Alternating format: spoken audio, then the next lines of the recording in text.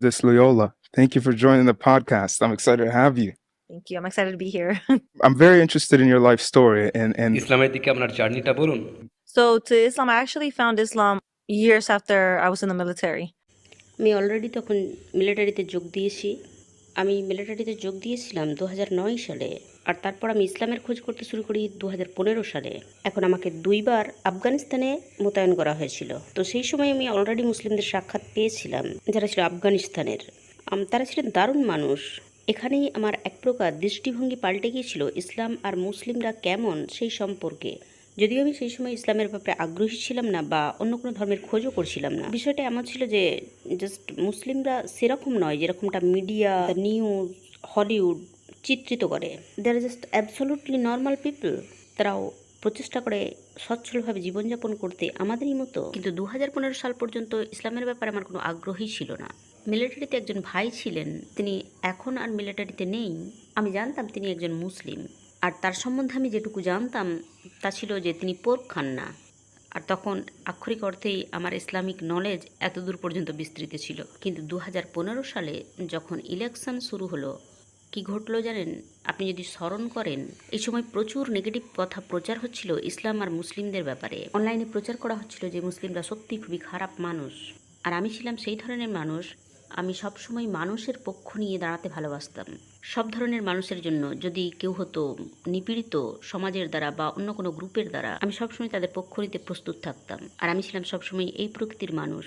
আর তাই যখন ইলেকশন ঘনিয়ে এলো, আমি দেখলাম যে প্রচুর মানুষ মুসলিমদের সম্পর্কে খারাপ কথা বলছে। আর আমার মনে হলো যে আমার ভাইয়ের ধর্ম সম্পর্কে কেউ খারাপ কথা বলতে পারে না।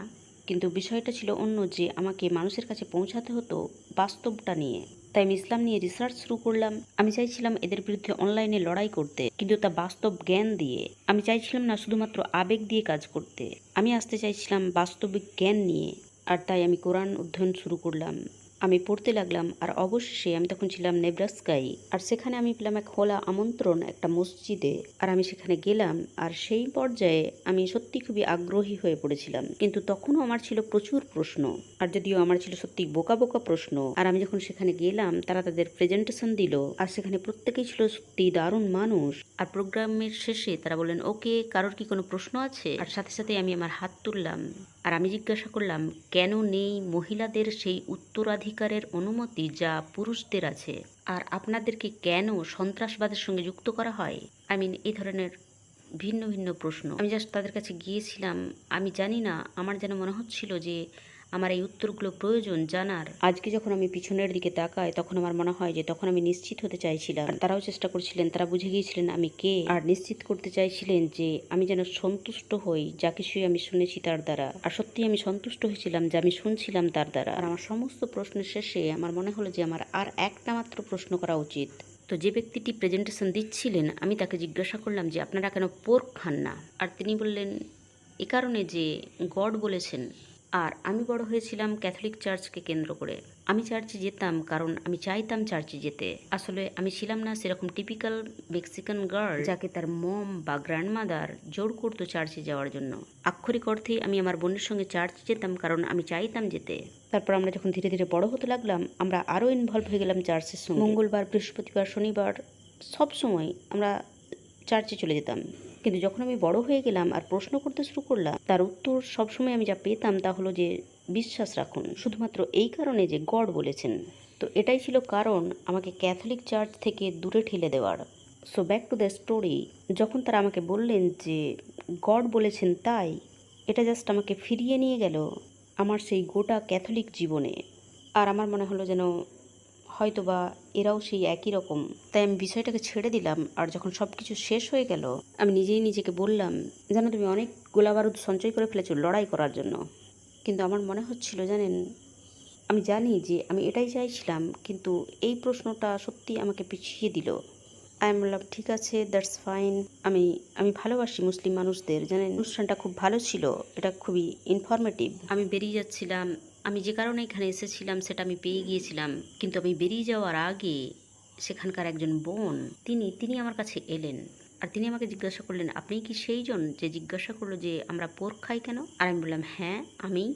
আর তিনি আমাকে বিস্তারিত ব্যাখ্যা করে বোঝালেন যে কেন আমরা পোর্ক খাই না। আর আমার এটাকে একটা সাইন বলে মনে হলো, যদিও এই ভাবনাটা ছিল বোকা বোকা, কারণ আমি এটা ভাবছিলাম, আমি নিজেকেই বলছিলাম যে গড সত্যিই জানেন ক্যাথলিক চার্চ নিয়ে আমার দ্বিধার ব্যাপারটা। আর তাই সেই বোন এসে আমাকে যখন বিস্তারিত সব জানালেন, আমি বুঝলাম যে সব কিছু অত্যন্ত অর্থপূর্ণ। আর আমি সেখানেই বসে রইলাম আর সবার সঙ্গে কথা বলতে লাগলাম। আর একজন ভাই সেখানে এলেন আর আমাকে জিজ্ঞাসা করলেন, তাহলে আপনি কিসের জন্য অপেক্ষা করছেন? আসলে তিনি বলতে চাইছিলেন যে কোন বিষয়টা আপনাকে মুসলিম হতে বাধা দিচ্ছে। আর আমি তার দিকে তাকালাম আর বললাম, কোনো কিছুই নয়। আর তিনি আমাকে বললেন যে তাহলে কি আপনি আপনার শাহাদার ঘোষণা দিতে চান এখনই? আমি বললাম, হ্যাঁ, আমি তাই চাই। আর আক্ষরিক অর্থেই আমি তখনই আমার শাহাদার ঘোষণা দিলাম। এতে কতটা সময় লেগেছিল? মানে এই সময়ের মধ্যে কতগুলো মাস বা বছর কেটেছিল? Maybe 3-4 months. আর আমি জানতাম যে আমার এখনও অনেক পড়াশোনা করা উচিত, কিন্তু এমন কিছু বিষয় ছিল যা আমি এক্সপ্লেন করতে পারবো না। এটা ছিল এমন কিছু যা আমার অন্তরে ঘটছিল, আর সেটাই আমাকে এখানে টেনে নিয়ে এসেছিল। আর যখন আমি আমার শাহাদার ঘোষণা দিলাম, আমার মনে হলো এটা যেন আমার বাড়ি। আমার মনে হচ্ছিল এটা আমারই বাড়ি, তা দেখতে যেমনই হোক না কেন। আর আমি অন্তরে দারুণ শান্তি অনুভব করছিলাম। আমার মনে হচ্ছিল যে আমি যেখানেই আছি, আমি যেন এখান থেকেই বিলং করতাম সব সময়। আমি জানি যে আমাকে এখনও অধ্যয়ন চালিয়ে যেতে হবে, কিন্তু সেটা ছিল 2015 সালের 10ই ডিসেম্বর। তখন থেকে এখন পর্যন্ত আমি যা কিছুই অধ্যয়ন করেছি, এখনো পর্যন্ত কোরআনে আমি এমন কিছু খুঁজে পাইনি যাতে আমার সন্দেহ জন্মেছে, বা এমন কিছু যার সঙ্গে আমি একাত্ম হতে পারছি না, বা আমি নিপীড়িতা। আজও পর্যন্ত ইসলামে আমি নেগেটিভ এমন কিছু খুঁজে পাইনি যা আমাকে এই প্রশ্নের সম্মুখীন করেছে যে আমি কেন মুসলিম হলাম। Why I became Muslim. বহু মানুষ শাহাদার ঘোষণা দেওয়ার সময় কাঁদে। আপনি কি কেঁদেছিলেন? Yes. I am an emotional gangster. তো আপনার স্বামী এটাকে কিভাবে নিলেন? Super like cool about it. You know, I remember going to him and telling him, "Hey, like we're gonna raise the voice in Islam," and he was like, "Okay." Really? Yeah, and I get a lot of heat for that because obviously he wasn't Muslim either. But I was just like, "Okay, we're gonna take them to the mosque," and he's like, "Okay, that's fine." I was like, "All right." Okay, that's Yeah, wonderful. like he did not care at all. তিনি প্রথম থেকেই ছিলেন খুবই supportive.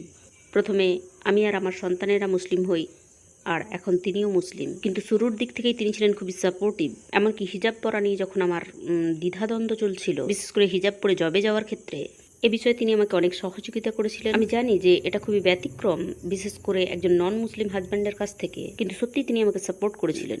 হিজাব নিয়ে কিছু কথা বলুন। আমার ক্ষেত্রে এটা ছিল, আমি সত্যি ভালোবাসি আমার ইসলামের জার্নিটাকে। আমি গডের প্রতি কৃতজ্ঞ যে আমি সোশ্যাল মিডিয়াতে এসে আপনাদেরকে এই কথা জানাতে পারছি, কারণ আমি দেখেছি সোশ্যাল মিডিয়া সত্যিই ধর্ম থেকে মানুষকে দূরে ঠেলে দেয়। কিন্তু আমি যখন ধর্ম পরিবর্তন করলাম, আমার উপর জোর করে কেউ কোনোদিন কোনো কিছু চাপিয়ে দেয়নি, কোনো কিছু করার জন্যই জোর করেনি। যেমন হিজাব পরা, আমি যখন ইসলাম গ্রহণ করলাম, আমি হিজাব পরার কথা ভাবিনি।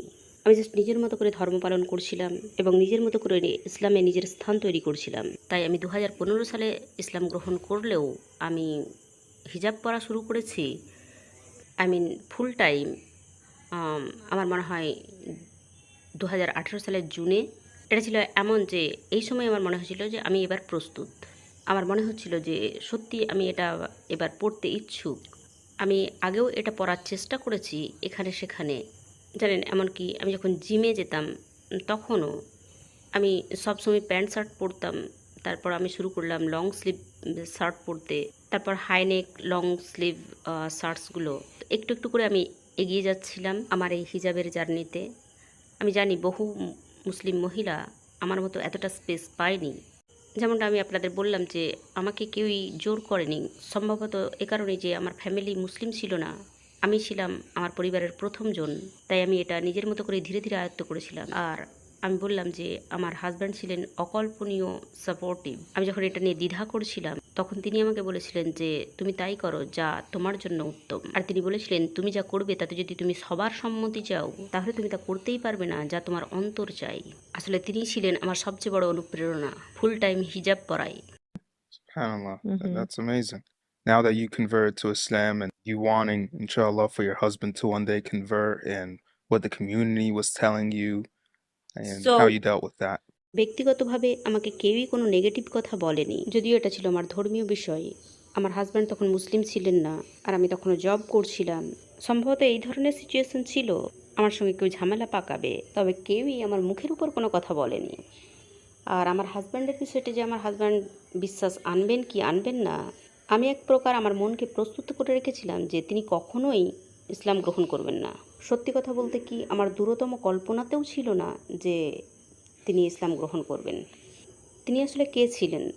তিনি ছিলেন একজন ক্যাথলিক, কিন্তু এমনটা ছিল না যে তিনি ছিলেন প্র্যাকটিসিং ক্যাথলিক।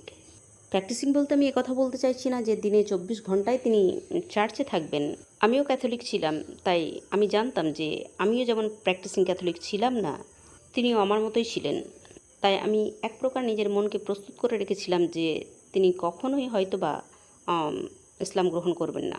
আর আমি এটাকে মন থেকে মেনেও নিয়েছিলাম। আমার মনে হয়েছিল এটা আমার জন্য উত্তম একজন লাভিং এবং সাপোর্টিভ হাজব্যান্ড পাওয়া। আমার ইসলাম গ্রহণ করার পরেও তিনি আমার ব্যাপারে এবং আমার সন্তানদের ব্যাপারে খুবই যত্নবান ছিলেন। তিনি আমাদেরকে গার্ড দিতেন যখন আমরা পাবলিক প্লেসে নামাজ পড়তাম, আমি আর আমার ছেলেরা। তাই একজন ক্যাথলিক সাপোর্টিভ হাজব্যান্ড আমাকে খুশি রেখেছিল অপ্রস্তুত করার থেকে। আর আমার কখনোই মনে হয়নি যে ইসলাম পরিবারকে ভেঙে দেয়। আমার মনে হতো এটা ঠিকই আছে, তিনি ক্যাথলিক আর আমি মুসলিম, আমরা বিবাহিত, আর আমাদের পরিবারটা interfaith household, and that's completely ওকে। তো আপনি কিভাবে রিকনসাইল করতেন ইসলামের সেই আইনের সাথে যে একজন মুসলিম মহিলা অমুসলিম পুরুষকে বিয়ে করতে পারবে না?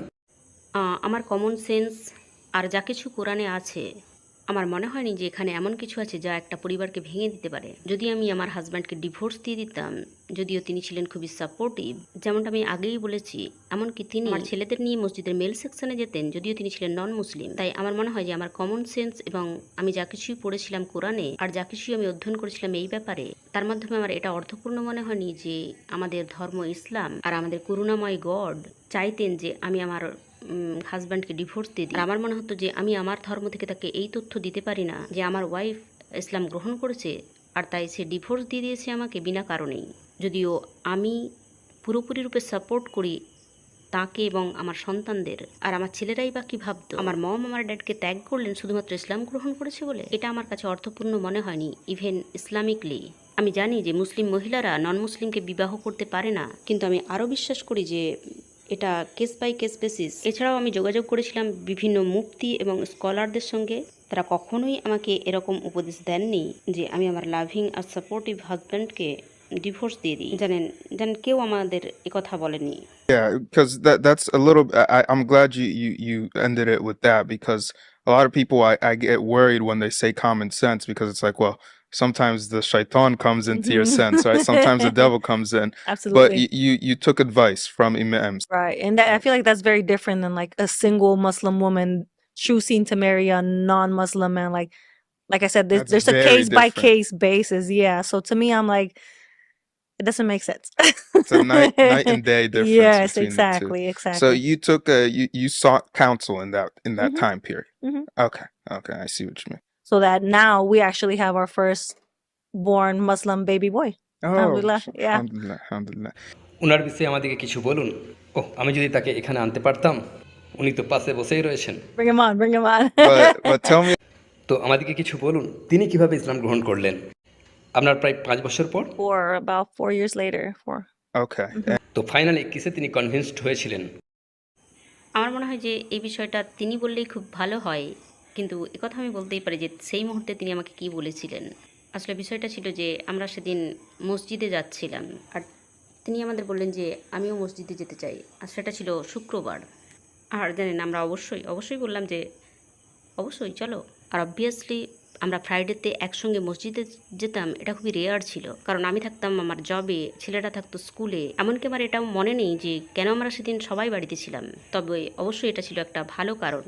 আর আসলে তিনি আমাদেরকে মসজিদে নিয়ে যাওয়ার পরিকল্পনাটা করলেন। তো আমরা সবাই প্রস্তুত হলাম, আমরা মসজিদে গেলাম। অবশ্য এই সময়ের মধ্যে আমার 2 সন্তানই মুসলিম হয়ে গিয়েছিল, আর তাই তিনি আমাদের সবাইকে বললেন যে চলো মসজিদে যাওয়া যাক।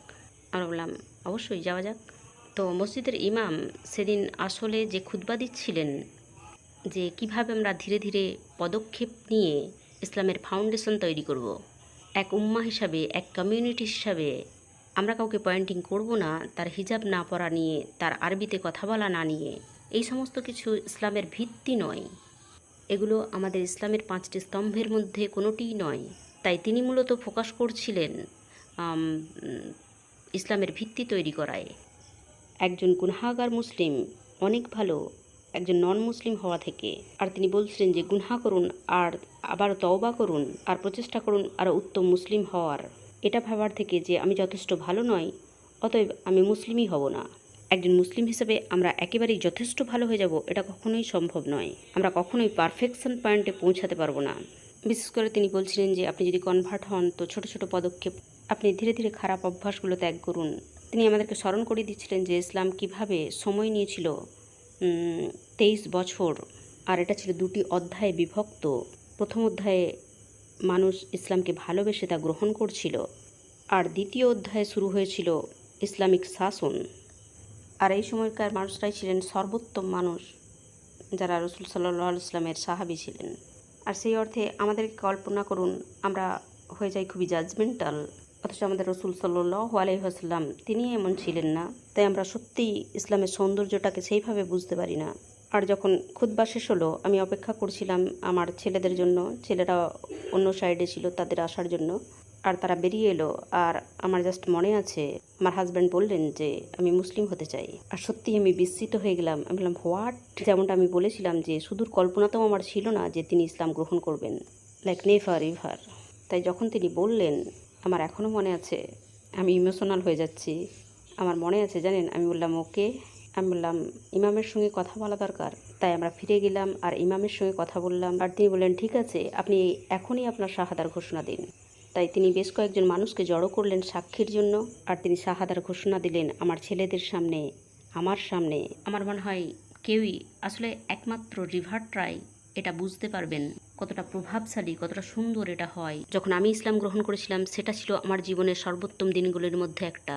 আর যখন আমার বড় ছেলে তার ইসলাম গ্রহণের ইচ্ছার কথা জানিয়েছিল, আমি বিশ্বাস করতে পারছিলাম না। আমি ছিলাম অত্যন্ত খুশি। আর তারপর পালা এলো আমার ইয়াংগেস্ট আর মিডল সানের। আপনি যখন মুসলিম হয়েছিলেন তখন আপনার ছেলের বয়স কত ছিল?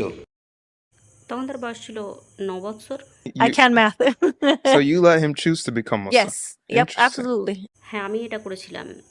আমি তাদেরকে আরও একটা বিষয় বলেছিলাম যে তোমরা এ কারণে মুসলিম হবে না যে তোমাদেরকে কেউ বললো, তোমরা এ বিষয়ে রিসার্চ করো। যতক্ষণ না তোমার ধর্মকে ভুল বলে মনে হয় ততক্ষণ তা করো না। আমি ক্যাথলিক ধর্ম ত্যাগ করার আগে এটাই করেছিলাম। ক্যাথলিক ধর্ম সম্বন্ধে বহু বই এখনও আমার ঘরে পড়ে আছে। আমি চাইনি যে আমি শুধুমাত্র এই কারণে ক্যাথলিক থাকি যে আমার পরিবার ক্যাথলিক। আমি চাইছিলাম আমি ক্যাথলিক থাকি যদি আমি তা পছন্দ করি তবেই। আর অবশেষে তা আমার পছন্দের ছিল না। তাই আমি আমার ছেলেদেরও বলেছিলাম যে তোমরা এ কারণে মুসলিম হও না যে আমি মুসলিম। আমি চাই তখন তোমরা মুসলিম হও যখন তোমরা সত্যিই নিজেরা চাইবে মুসলিম হতে বা ইসলামকে ভালোবাসতে। আমি বলেছিলাম যে তোমরা সানডে স্কুল যাও যাতে করে তোমরা তোমার ধর্মটাকে জানতে পারো। আর তারা সম্মত হয়েছিল। আর আমি বলেছিলাম নিজেদের উপর কখনোই জোর খাটাবে না। আর আমার মনে হয় 2 মাস সানডে স্কুল যাওয়ার পর সে বেছে নিল ইসলামকে সানডে স্কুলে থাকাকালীনই। আপনার কি মনে রয়েছে কোন জিনিসটা তাকে কনভার্ট করেছিল? সে এক প্রকার বলেছিল যে এটা জাস্ট অর্থপূর্ণ বলে মনে হয় মম। সে বলেছিল যে এটা জাস্ট কমন সেন্স। আসলে তার সব কিছুই অর্থপূর্ণ বলে মনে হয়েছিল। আর আমি তাকে বারবার জিজ্ঞাসা করেছিলাম যে তুমি নিশ্চিত তো তুমি মুসলিম হতে চাও? তুমি তা করো না যা তোমার করতে ইচ্ছা করে না। আর সে আমাকে বারবার বলেছিল আমি নিশ্চিত মম, আমি মুসলিম হতে চাই। Muslim, and I was like, "Are you sure?" And he was like, "Yes, I'm sure." And I was like, "Okay." I was like, "Don't do it for me, baby." And he's like, "No." He's like, "I really want to be Muslim." Alhamdulillah. Yeah. So he took his shahada that day at Sunday school. তো আবার সেই মুহূর্তে ফিরে চলি যখন আপনার স্বামী আপনাদের সাথে যোগ দিলেন। Yes. Oh my goodness. So আমার জাস্ট মনে আছে আমার ছেলেদের মুখগুলো, আমার সন্তানেরা ছিল সাক্ষী তার পিতার শাহাদার। আমি সত্যি বর্ণনা করতে পারবো না আমার অনুভূতি একজন মা হিসাবে, একজন স্ত্রী হিসাবে। আমি জাস্ট সেই মুহূর্তটাকে দেখছিলাম আর উপভোগ করছিলাম। প্রথমত আমার স্বামী মুসলিম হয়ে গেলেন, আর তারপর তার সাক্ষী থাকলো আমার সন্তানেরা। it was just so beautiful. It's just so beautiful. I can't even explain You it. guys hug and embrace Yes, each of other. course. Yes, definitely. We were just beyond happy. Beyond Alhamdulillah, happy. alhamdulillah.